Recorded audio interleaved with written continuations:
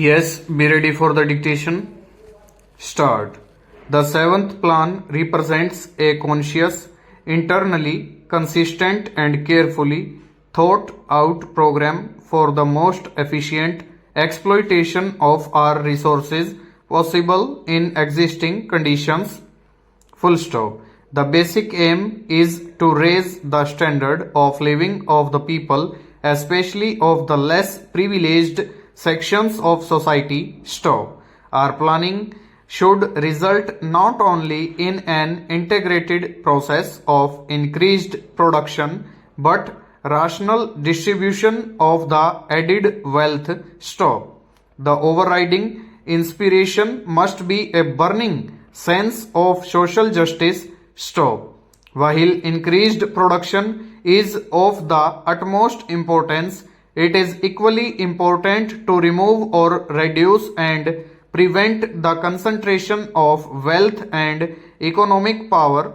Stop. The benefit of development should accrue in increasing measure to the common man and the weaker sections of society so that the forces of production can be fully unleashed. Stop. A sense of involvement or participation by the people as a whole is vital for the success of any plan of rapid economic growth. Stop. This can only be evoked by securing social justice by reducing disparities of income and wealth and by redressing regional imbalances. Stop. Our orientation of our socio-economic institutions in this spirit is accordingly the first necessity. Stanza. 1 year of this plan has already gone by. Stop. Between the draft plan and the present document, certain important changes have been made. Stop. The projected investment in the public sector has been stepped up so as to enable us to undertake a larger and bolder agenda of work. Stop. New schemes have been added to help the small farmer throughout the country, especially in the unirrigated areas. Stop.